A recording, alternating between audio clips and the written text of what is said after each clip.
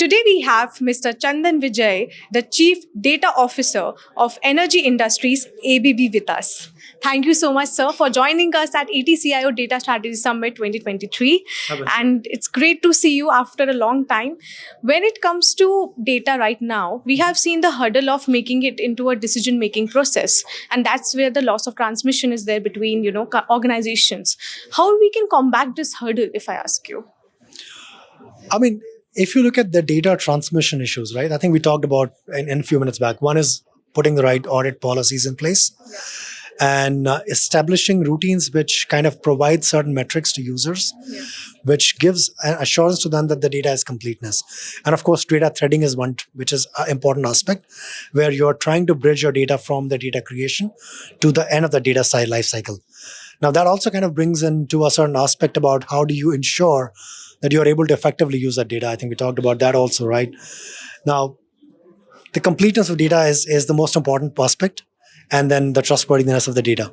So if I have to look at the aspect of data completeness, and you talked about data policy or policing, basically.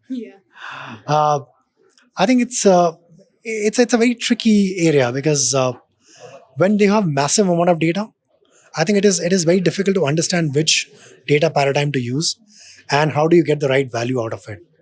And I think that is where you would want to accomplish with your working with the stakeholders to bring a certain amount of accuracy in your data results. That, okay, I can get you 60% and then I'll add more value in the data by adding more data on top of it and then basically fixing up more parameters to improve your data quality and thereby implementing the progress of data cleanliness, data accuracy, data completeness, and thereby you're trying to bring the accuracy of your results to 100%.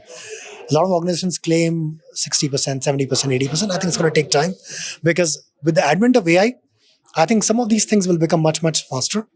Today, it is a lot of manual intervention sometimes with people, where people have to work doing the data cleanliness. You have to implement routines. But with AI coming into it, teaching AI to be much better, you can improve your data quality and then data completeness, and therefore basically bringing the results to much closer to 100%. So rather than us working to do that, I think let's start working to bring AI and ML to fix some of these problems to improve our data quality and then making the results more accurate. That's very amazing. But do you also feel that AI do also create a bias? Or do you feel that we can also use it in a way, as you said it, to debunk the bias? How we can do so? I really want to know that. It's a two-factored argument. As we had the panel discussion, bias is good in AI in certain cases. If you look at social economical kind of things, where we're trying to provide benefits to people, bringing in bias basis of religion or their culture or their socioeconomic status or their, let's say, monetary status, it may not be good.